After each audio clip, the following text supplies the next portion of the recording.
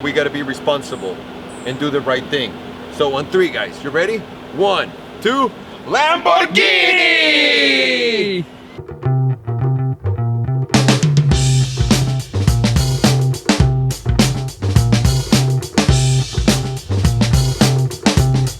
Today's another very special day for me because it's Pedro and my 1-year anniversary. Exactly a year ago, I hit up Pedro and asked him if he could help me with Hyper 5 before I broke down in tears and didn't know what the hell to do all by myself with 3 days to go to basically put the show together and shoot it. So, there's that. Also, over the weekend, my friend Jen called me and said, "Hey Alejandro, would you like to drive the most expensive Rolls Royce available today?" And I said, yeah, Jen, please. So she loaned me the car over the weekend, which was great, so I've been driving it. And today we're gonna do something that I've always wanted to do. Everyone keeps telling us, oh, you guys are like a super shitty Entourage version of the show Entourage. So today we're gonna have an Entourage day.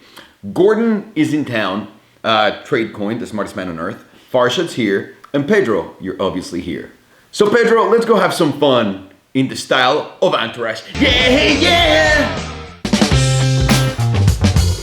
So every single Entourage episode has a formula, right? And those episodes mostly start something like this. Oh man, Ari just called. It looks like all of the money was pulled out and we're about to go broke.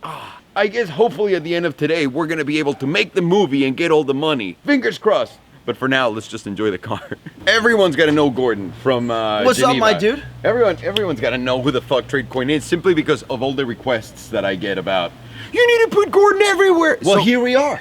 Here we are. My dude. I don't know what that turned into. I'm gonna pick my first adventure, which is number 1. I'm gonna Cup Gang swag you up.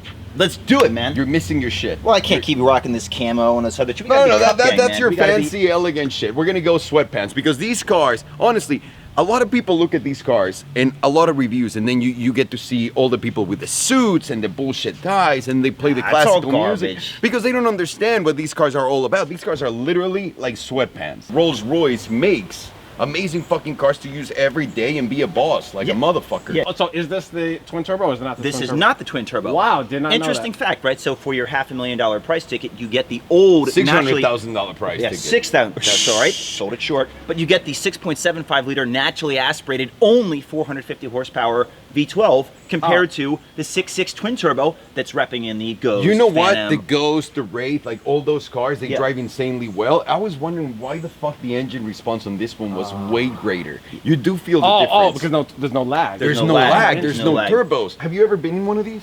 No, man. Have you ever been in one of No, these? I've You not. guys are gonna be blown away because it feels like you're in a Suburban. If the Suburban was made with God's skin from his balls, like it's amazing. Wow, This is a Vino Tinto edition, by the way, made by Lamborghini. I really love this color, though. I mean, it's a little hard to appreciate without getting in the right light, but this is like, it's purple, it's dark blue, it's reflective metallic. What about all the wood that they put back here? You know these cars are inspired by yachts, right? Yeah.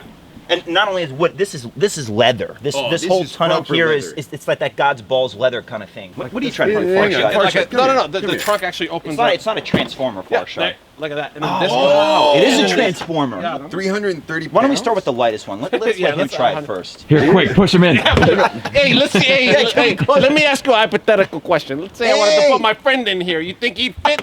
Your boy Vin, can we put your boy Vin inside the trunk? I have a tiny ass. So, Alejandro, can we test this button here? You know what this is for, right? Yeah. Can we test it? Let's test it. And if not, hang on. Here's the key. Just press it. Okay, here we go. Oh boy, please Oh, no Salomondrin VIP experience. All right, guys, let's go. Let's go. Hey, look, we got Houdini here. Hey!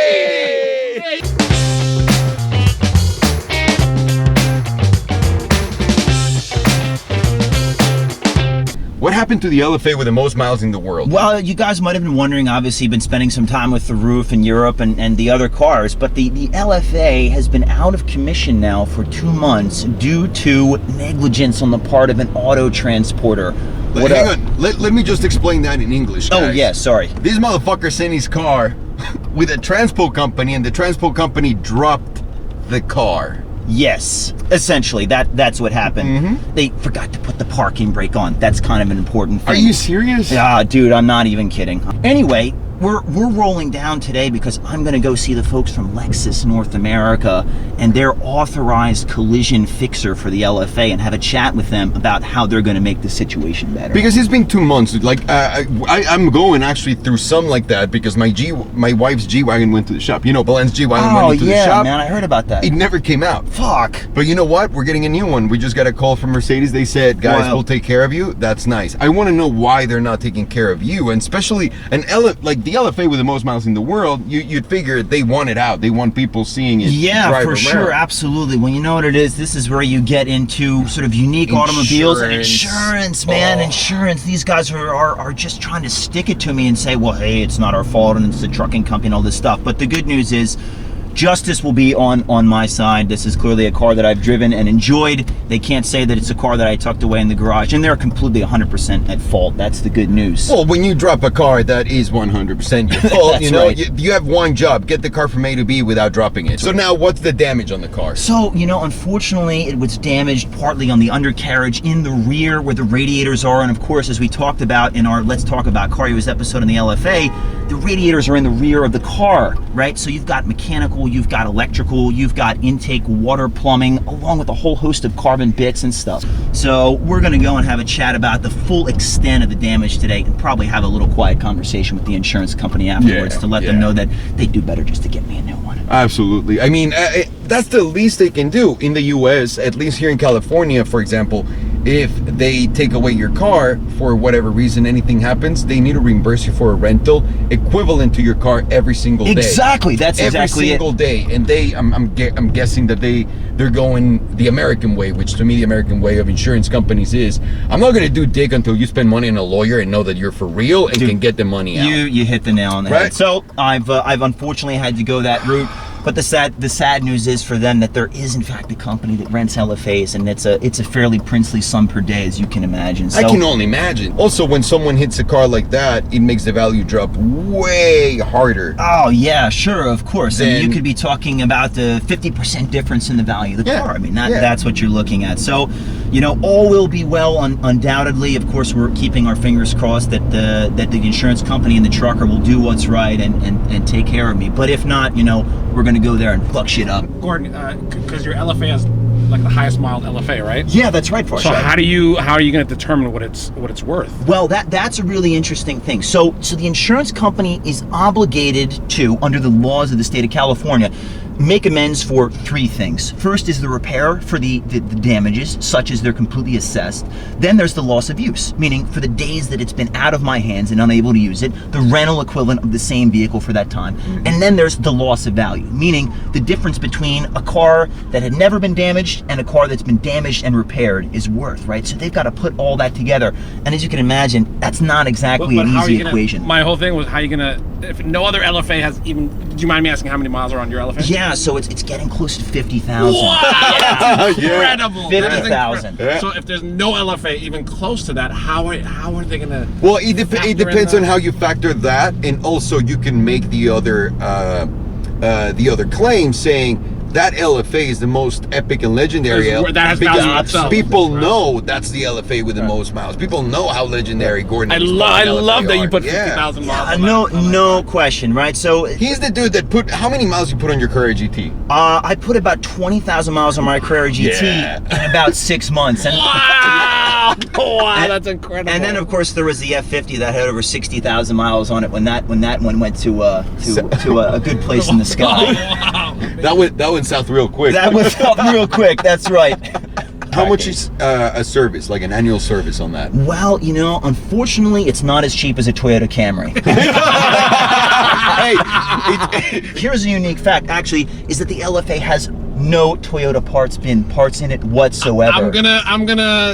I'm gonna say this. I think there might be a couple wiring harnesses here and there from a Camry or a Switch that you can't see. So far as I'm aware, Lexus's pitch was that it was made in a unique factory that shared nothing in common with any other cars. Isn't that amazing that they're selling you in a car that they make by saying, we don't make this car? That's right. Guys, listen. We didn't make this like we make the other Toyotas. You're gonna love this.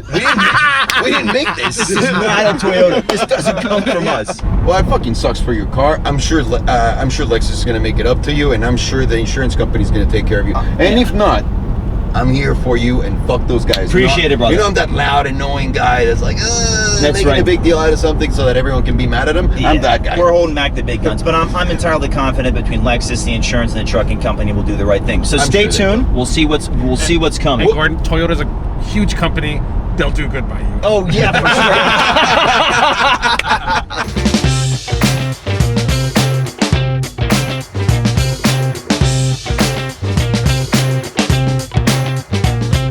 Like we're always like a sausage clown, guys. We need to call a girl and get her in the car. I know what you're thinking. Oh, Andrew, we're gonna get a girl with one of my wife's friends so that she doesn't get mad or anything. How about that? That would be So we Might can as well. put it in. Good luck, guys. Yeah. Good luck. I know. For me, how that would be goes. amazing. She'll sit in the backseat with a far shot. That would be the greatest thing that could happen to me.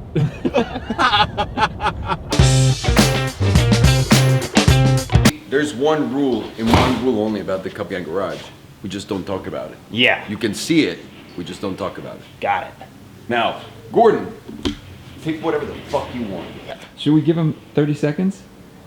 As much stuff is. Set timer for 30 seconds.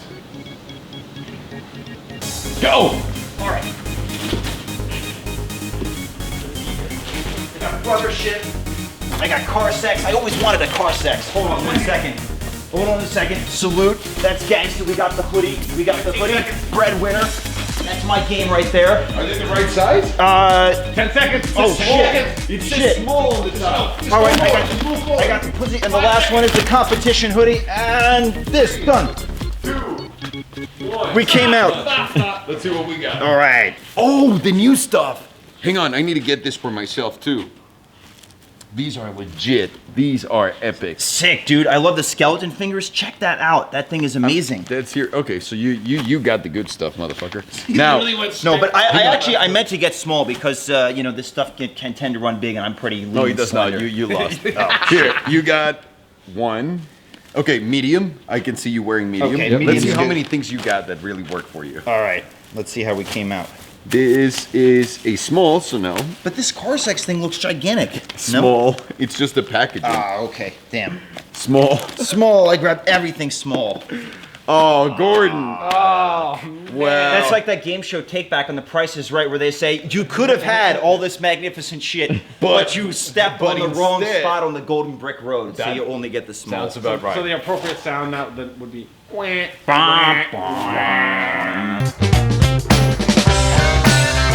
Look how tall we are compared to that Toyota. Yeah, our heads are probably about a 6 inches to a foot. It's a nice feeling to drive a car this big. Yeah, wow. Look at that.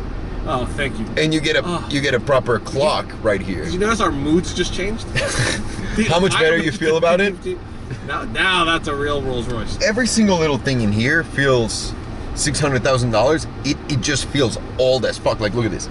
All of your controls are right here. Which is so cool. And look how you I actuate think the that's seats in cool. this thing. That's You elegant. select whatever piece you want moved, That's and then right. you move it with this. You have memories. This is how you put down the roof. Yeah. And then you have some extra space right here to For sure, there are some save your antiquated condoms. things about the car, but I don't think when you're buying this car, you're looking for the heaviest dose of modernity, right? Let's be straight about it. But to me, what's amazing is having ridden in a Ghost and a Wraith before is, I would say this car masks its mass better than those cars. Yeah. For example, when you stepped on it earlier and gave us a little bit of throttle on the freeway. Do you mean the full enchilada? The full enchilada. Got it. Just making sure. I didn't feel the nose rise and fall and the car pitch like a boat, right? People say this is a land yacht. Nah, it doesn't feel like a land yacht, right? And what makes a yacht a yacht? I mean, let's actually do the analysis. A yacht is so big that when you get these huge waves and weather systems and all this other shit, it doesn't feel move. shit. Even keel. The That's bigger this car. your yacht, the better. The suspension is truly impressive. It's an air suspension, by the way, a complex air suspension that uses bladders and bags. I was gonna tell you, I'm pretty sure because McLaren, I know that they base their suspension or a lot of it on these because it's so adjustable like that, and it's all air through air ducts. Like they have it separated. That's right, and they brought the car and they used it's to show us instantly like that. adjustable, right? I mean, in the sense of it's transitioning air from one pocket to another before the car even starts rotating based on the throttle, steering, braking inputs. Oh, you know, you're really getting a serious degree of sophistication. We are working within the outer realms of the laws of physics to take a 6,000 plus pound car and get it to be as poised as this thing is. My favorite thing is when you make a turn and you go like, for example, like this, There's no body roll. Normally in a car, you feel the body roll and then you go like, you know, you have to go with the turn. There's no body roll. In here, you're just sitting in the middle and you just stay there. That's it's fucking gangster as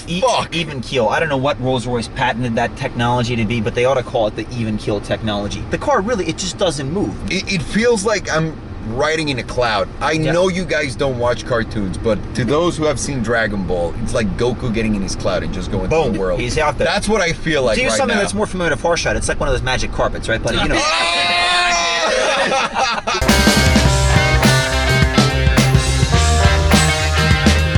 For the next part of the adventure, we really need a girl. No? Or what do you think?